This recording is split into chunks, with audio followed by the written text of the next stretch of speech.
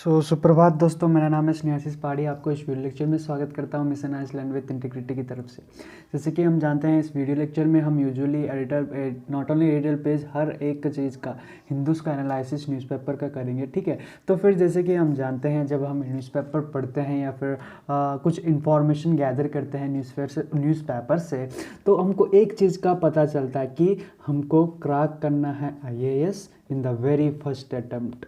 ठीक है, तो न्यूज़पेपर कैसे यूजुअली प्ले करता है रोल, क्योंकि न्यूज़पेपर IAS बनने के लिए करंट अफेयर का प्रोविज़न देता है। ठीक है, करंट अफेयर का क्या देता है, प्रोविज़न देता है। तो फिर इसीलिए हमको क्या एनालिसिस करना है, हमको editorial page, not only editorial page but also the whole thing को हम एनालाइज करके एक पॉइंट में आना है कि ये इस प्रॉब्लम का कैसे सोल्यूशन निकालेंगे, इस प्रॉब्लम का कैसा सोल्यूशन हो सकता है पॉइंट वाइज। ठीक है, तो यूजुअली हम जब मेंस या फिर प्रीलिम्स लिखते हैं तभी इनका उपयोग या फिर उनका यूटिलाइजेशन होता है। ठीक है, तो देर नहीं करते हैं, चले जाते हैं। पहला नंबर पॉइंट जो कि इस पेज या फिर एडिटोरियल पेज का एनालिसिस में, not only editorial page but also Hindu's का एनालिसिस में फर्स्ट पॉइंट क्या है, India and US to tie up green energy. तो ग्रीन एनर्जी का मकसद यही है कि क्लाइमेट चेंज, उसके बाद ओजोन, ग्रीन हाउस गैस, तो ये सारा इंपॉर्टेंट रोल प्ले करता है एनर्जी चेंज या फिर क्लाइमेट चेंज या फिर ग्रीन एनर्जी के बारे में। ठीक है, तो जब भी हमको ग्रीन एनर्जी का एक टॉपिक मिल गया, ठीक है, bilateral ties between two countries in the form of green energy मिल गया, तो फिर हमको एक चीज़ का ध्यान में रखना चाहिए कि वो क्लाइमेट चेंज किसके वजह से, ग्रीन हाउस इंक्रीजिंग की वजह से या फिर ग्रीन हाउस गैस के वजह से और ओजोन डिप्लीशन की वजह से, और नहीं तो increasing in the renewable energy के वजह से, और decreasing in the availability of resource के वजह से ये यूजुअली इंप्लीमेंटेशन होता है पॉलिसी का। ठीक है, वो आपको ध्यान में रखना चाहिए कि इंडिया का एनवायरमेंटल मिनिस्टर, उसके बाद US का एनवॉय, ठीक है, environmental change of ENVOY, so envoy usually क्या किए, एक एग्रीमेंट में आए। ठीक है, कि एग्रीमेंट में क्या है, 250 गीगावाट्स बाय 2030। सो रीन्यूएबल एनर्जी का 2030 तक उनका इम्प्रूवमेंट हो सकता है क्या, या फिर हो पाएगा क्या। सो एक एस्टिमेशन रख के चले हैं। ठीक है, जो US as well as India. ठीक है, तो वही है फर्स्ट पॉइंट। दूसरा पॉइंट में क्या है, financial and technology. So financial and technology का भी असिस्टेंट करेंगे। कौन असिस्टेंट करेंगे, मैं या फिर तुम? मैं नहीं, आप नहीं, और कौन करेगा, US किसको करेगा, इंडिया को फाइनेंशियल सपोर्ट भी देगा, उसके बाद टेक्नोलॉजिकल इम्प्रूवाइजेशन भी देगा। ठीक है, स्मार्ट टेक्नोलॉजी। तो उसके बाद very very very important point, जब हम इन्फ्लेशन, ठीक है, इन्फ्लेटेशन या फिर इन्फ्लेटेशन की जब बातचीत करेंगे, तो यूजुअली क्या होता है, इंक्रीज इन द प्राइस। ठीक है, increase in the price very very important. क्यों, हम इकोनॉमिक कॉन्सेप्ट के बारे में जब डिस्कस करते हैं, इकोनॉमिकल एनालिसिस के बारे में, ECONOM, इकोनॉमी के बारे में जब हम डिस्कस करते हैं, इन्फ्लेशन रेट जो कि प्राइस के ऊपर डिपेंड होता है, इंक्रीजिंग इन द प्राइस। तो इंक्रीज इन द प्राइस कब होता है, जब डिमांड बढ़ता है। जब डिमांड बढ़ता है ना, तभी इंक्रीज इन द प्राइस होता है। जब डिमांड, जैसे कि हम पढ़ के आ रहे हैं, इन्फ्लेशन रेट उनका फॉर्मूला, उसके बाद इकोनॉमी में डिमांड एंड सप्लाई का यूजुअल चेन। ठीक है, डिमांड एंड सप्लाई क्यों होता है, different kinds of marketing, oligopoly, उसके बाद वेरी इंपॉर्टेंट पॉइंट्स हम डिस्कस करके आ रहे हैं। अगर आप कुछ भी डाउट होगा ना इकोनॉमी के बारे में, तो फिर मेरे को कमेंट सेक्शन में बता देना यार। ठीक है, तो फिर इस कॉन्सेप्ट में मैं आपको यही बताऊंगा कि इन्फ्लेशन रेट जो कि इंक्रीज इन द प्राइस में डिपेंड होता है, increase in the price more the inflation. So inflation dips by marginally by 5.3% in August. ठीक है, ये वेरी इंपॉर्टेंट पॉइंट है, जो कि जुलाई में था 5.6। ठीक है, 5.6 जुलाई में था ना, अभी कितना है, डिप बाय 0.3। सो 0.3 डिप हो चुका है अगस्त में। ठीक है, तो यही है inflation dip which is marginally. Okay, so it is all about economical analysis in the period of in the situation of COVID-19 also we can say that. So this is the second number point, and we will be moving for the third number point. Okay, so without any delay I will be explaining all the detailed explanation about the third number point also. So what are the third number points, how it usually plays a very important role. So Tamil Nadu assembly passed NEET. तो NEET pass नहीं किया, usually NEET जो कि bill against, we can say that bill against NEET, ठीक है, ये bill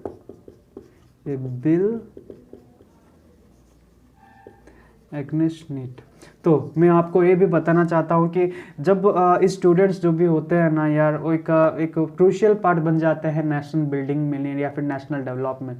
जब मैं मेरा 12th as well as 12th में कंप्लीट किया 2017 में, तो मेरा स्कोर बहुत ही अच्छा था, लेकिन जैसे कि हम जानते हैं मेरा मैथ्स स्ट्रीम एमपीसी था, मैथ्स फिजिक्स एंड केमिस्ट्री था as well as computer science. तो उस फील्ड में मैं बहुत अच्छा किया, मेरा मैथ्स फिजिक्स एंड केमिस्ट्री में बहुत अच्छा मार्क रहा।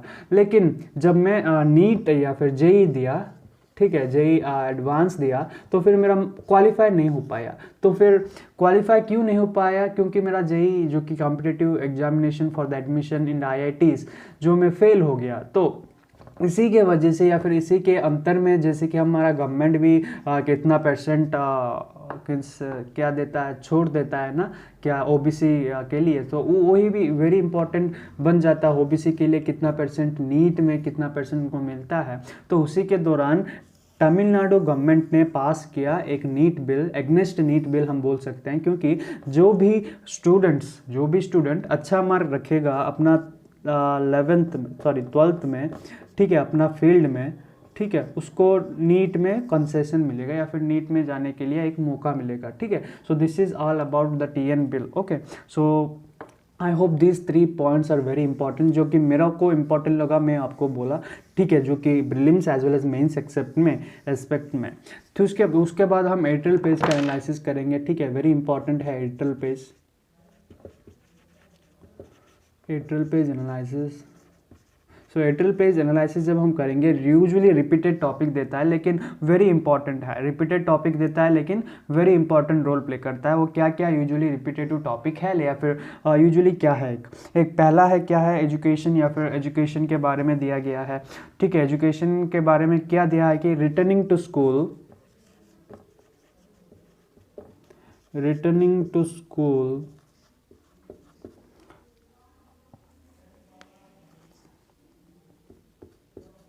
17 months लेट।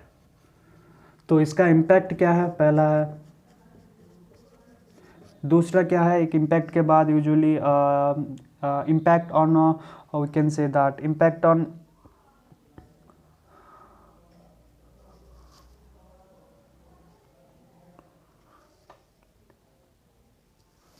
सॉरी इम्पैक्ट और इम्पैक्ट गैप भी हम बोल सकते हैं, sorry for that, impact gap. और उसके बाद impact of online education, impact of online mode of education,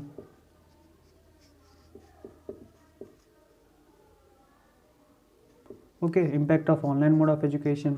then after we can say that उसके बाद क्या है, एक page for the priorities,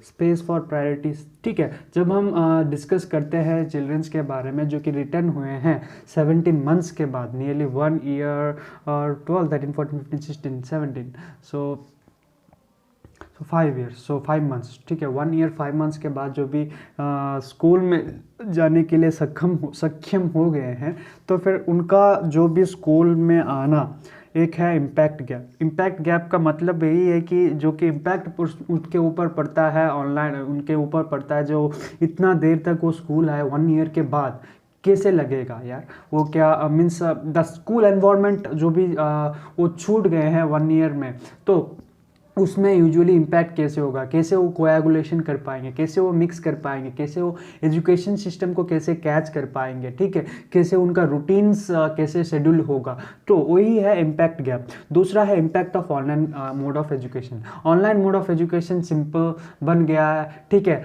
on कर दो ऑनलाइन में जूम मीटिंग में और चले जाओ, डांस कर लो, मज़ा कर लो, ठीक है। आपको रहेगा, आपको आपका टीचर्स को लगेगा कि आपका कैमरा या फिर जो है ऑफ मोड में है, ठीक है। आप वो सोचेंगे कि आप ऑनलाइन में ही हो, आप पढ़ाई कर रहे हो, लेकिन आप थोड़ी ना पढ़ाई कर रहे हो, आप तो फील्ड ग्राउंड में जाकर खेल रहे हो या फिर मोबाइल में, दूसरा मोबाइल में गेमिंग लैपटॉप में लेकर गेम खेल रहे हो। लेकिन वो एक इम्पैक्ट ऑफ ऑनलाइन मोड हो चुका है, ठीक है। अगर रहे हो means it becomes impact, right. So then after space of priority so जब हम स्पेस ऑफ प्रायोरिटी के बारे में जब डिस्कस करते हैं, एक चीज़ का हमको ध्यान में रखना चाहिए। क्या है वो चीज़ कि प्रायोरिटी का मतलब है कि हु हैज़ मोर प्रेफरेंस, ठीक है, who has more preference in getting education, so whether it is poor और वेदर इट इज़ लेस। जो भी मीन्स इधर जब हम कोविड-19 के बारे में डिस्कस करते हैं, जिसका फैमिली में बहुत ज़्यादा इम्पैक्ट बन चुका है, मीन्स जो खो चुके हैं और ऑर्फनेज बन चुके हैं, तो उनके लिए एक प्रायोरिटी बन चुका है कि हमारा पेरेंट्स जो थे वो हमको कितना हेल्प कर रहे थे हमारा स्टडीज़ में, लेकिन अब वो नहीं रहे, तो फिर हमको एजुकेशन करना है या फिर नहीं करना है। So this is all about the returning of school the 17 months late. So I hope you have enjoyed the session. Thank you for watching my video.